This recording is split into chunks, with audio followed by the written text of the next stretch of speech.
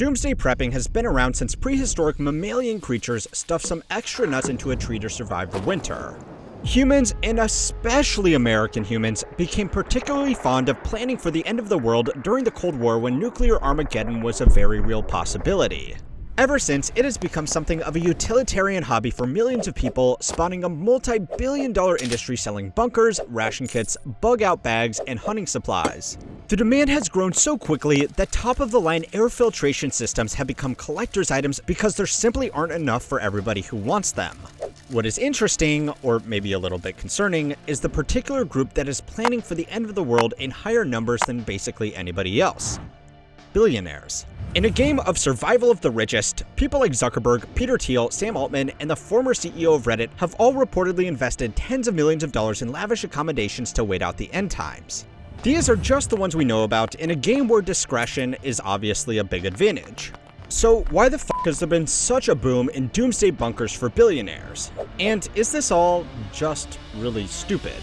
Inside, this 54,000 square foot complex boasts everything you could need to live through the end of the doomsday sort of a place where he can in fact go into hiding in case there is doomsday that happens.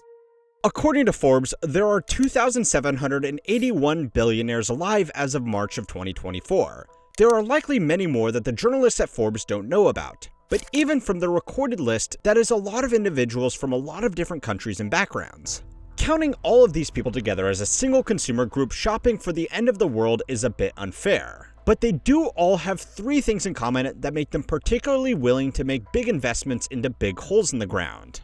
The first is that to get to where they are, they would have learned about the value of preparing for adverse outcomes. Whether that's making sure that their business had contingencies in place to get them through a bad quarter, or adjusting the allocation of their trust fund to ride out down markets, ultra-high net worth individuals inevitably learn to preserve what they have.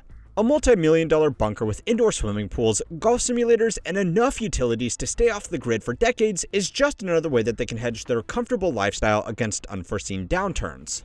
Details are obviously scarce because these individuals want to keep their plans secret, but reporting by credible insiders have revealed that some of these individuals have multiple bunkers set up in places like Alaska, New Zealand, as well as their home cities so that they have contingencies for their contingencies. The second similarity that makes doomsday prepping particularly appealing to ultra-high net worth individuals is that they are already used to insulating themselves from the everyday world.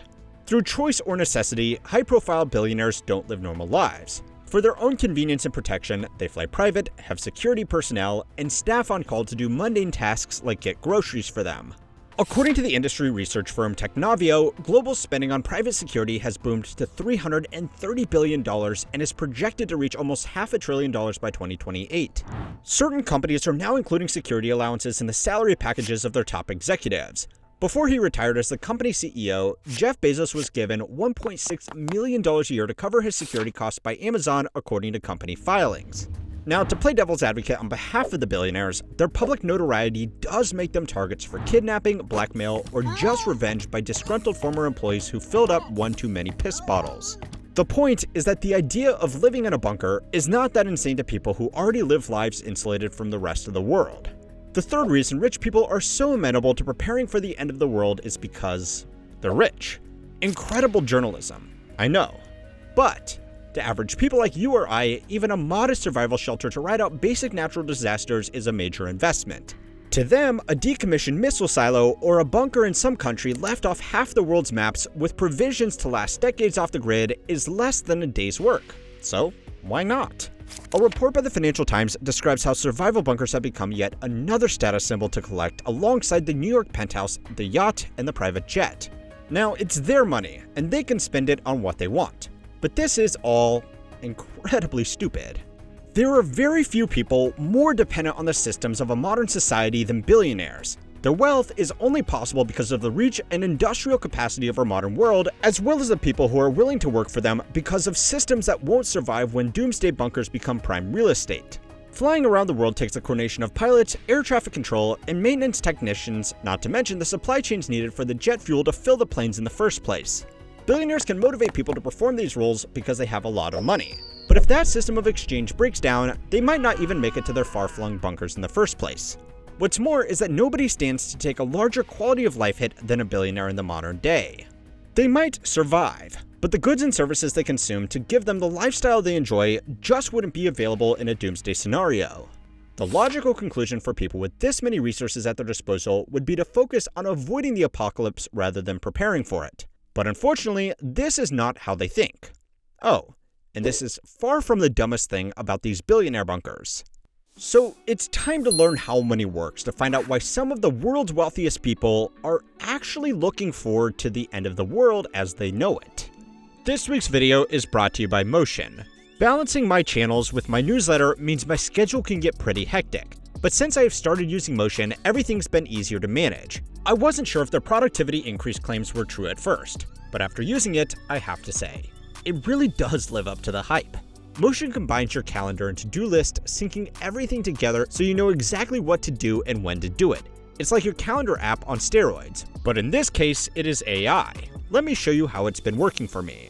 First, I sync all my calendars to Motion so there is one place to see everything, and then I add my tasks and to-do items. The tool's fine-tuned algorithm is constantly running in the background, making sure everything stays on track. If something urgent pops up, like this meeting, Motion automatically reshuffles my tasks so I don't have to worry about moving things around manually. And if I don't finish a task on time, Motion just moves it to the next available slot, so nothing falls through the cracks. When I do complete a task, I just check it off like a to-do list item, which is really satisfying.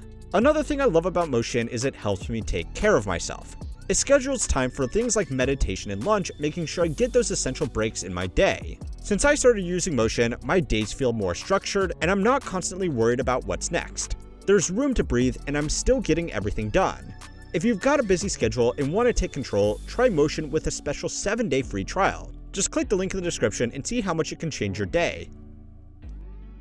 Douglas Rushkoff is a writer and media theorist who is, amongst other things, one of the early pioneers of the cyberpunk genre and coining the term viral media. He was also the first person to widely draw attention to how much time, effort, and money ultra-high net worth individuals were spending on the end of the world. Rushkoff is an advocate for open source systems and spoke about them a lot before they were mainstream, which, for better or worse, has made him very popular amongst the people in the tech industry. With that popularity, he has said he frequently gets requests to come and speak at events held by tech leaders and their companies, often for tens of thousands of dollars a day in speaker fees. In a 2018 article that he later turned into a book, Rushkoff spoke about a time that he was invited to one of these speaking engagements and the money offered was simply too good to turn down. But instead of giving a speech, he was instead directed into a small room to speak directly with 5 super wealthy individuals, who he didn't individually identify, but he did disclose that they were all from the hedge fund industry. Another surprise is that these men weren't interested in discussing Rushkoff's ideas about futurism, technology, media, or anything that he is famous for researching. They instead wanted to talk about how to prepare for the apocalypse. The reason they were interested in Rushkoff was not because he had any credentials in the field of survival shelters, but because they wanted him to use his expertise in developing open source social systems to fix a problem they were having. These unidentified men and others like them had hired highly trained teams of security personnel to keep them safe when traditional national security could no longer be relied on. According to a market report by Business Research Insights, the global primary military security market is now worth $220 billion and is expected to grow to over $300 billion by the end of the decade. That growth has mostly been from commercial transport security through unstable areas like the Suez Canal and personal security for individuals. In an end-of-the-world scenario, the teams of ex-Navy SEALs that these people are hiring could certainly fend off most would-be looters. But while they could keep their clients safe, there was no way that their clients could keep safe from them, in a scenario where money had lost all meaning. What they wanted was for Rushkoff to figure out a social system to keep these hired security personnel subservient to the billionaire in a situation where they had all the power and there was nothing really stopping them and their team from claiming the multi-million-dollar bunker for themselves and their own families. In his article, he reports that they were experimenting with ideas like putting shock collars on their hired mercenaries so that they could incapacitate them if they tried to rebel. Ultimately, Rushkoff pointed out that most of these efforts would be futile, and perhaps the best solution was just to be nice to the hired help before the end of the world comes about. Understandably, the billionaires disregarded this advice as commie nonsense and are presumably in talks with a more amenable cyberpunk author to design their bunkers. Now, as with everything in this world, it's hard to independently verify what exactly was discussed at this secretive event, or in fact, if it even happened. It could be just a good premise to sell some books, and I will be leaving a link to it below, but it still speaks to a clearly obvious trend of wealth becoming more and more insulating. One of the takeaways from Rushkoff's book and article was the question that has started dominating the mind of ultra-wealthy people. The actual bunkers were just an extension of a trend of people trying to hide themselves away from a society that doesn't like them. Now, this isn't some metaphorical, the real bunkers are the enemies we have made along the way, but it is the third reason why this is all incredibly stupid. There aren't many people in the world that have more influence over how successful our society is than the people who can afford these multi-million-dollar bunkers. It would be much better for everybody if they simply used their resources to avoid these problems in the first place rather than planning on how to deal with them once they become a reality.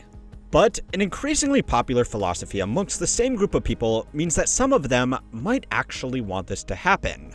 Accelerationism is the idea that radical change can be brought about by intentionally intensifying capital accumulation, technological change, and demographic shifts to destabilize traditional systems and effectively rebuild something better from the metaphorical or literal ashes. On the surface, the whole thing sounds absolutely insane, but the broad ideas of the theory have been adopted by a lot of very high-profile individuals like Sam Altman, Gary Tan, Elon Musk, Rupert Murdoch, and Peter Thiel. Most of these people are heavily involved in technology, so making big claims about how the world can be radically reshaped by their AI systems might just be an effective way to create buzz around the capabilities of their companies.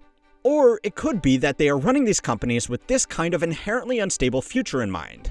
Before he was a household name, Sam Altman of OpenAI in an interview with The New Yorker said that he had an arrangement with Thiel whereby in the eventuality of some kind of systematic collapse scenario, synthetic virus breakout, rampaging AI, resource war between nuclear-armed states, so forth, they both get on a private jet and fly to property Thiel owns in New Zealand. Now, another possibility is that all of this could just be a way for people to justify to themselves that hoarding wealth and recklessly experimenting with potentially dangerous technology is all to serve a bigger purpose than their own personal enrichment. Who is to say? Joe Scott made an amazing and fairly balanced video on accelerationism a few months ago where he went into a lot more details than I did here, so I will leave a link to him down below. Most of his videos are awesome. Even if all of this is just something for really rich people to work on in their spare time, it has created a huge industry in and of itself, and there are people ready to hype up the inevitability of the end of the world if it secures them a contract to dig a multi-million-dollar hole in the ground. Now, another element to this is how these billionaires have handpicked countries to set up these rather serious operations in. I am going to be writing an article over on my completely free email newsletter Compounded Daily about the growing trend of buying citizenship as an escape plan from the end of the world, or just an unfavorable election. If you want to read that in articles like that and get these videos a day early, sign up at the link below. Or go and watch this video to find out who companies are going to sell their products to once they have replaced everyone with AI to keep on learning how money works.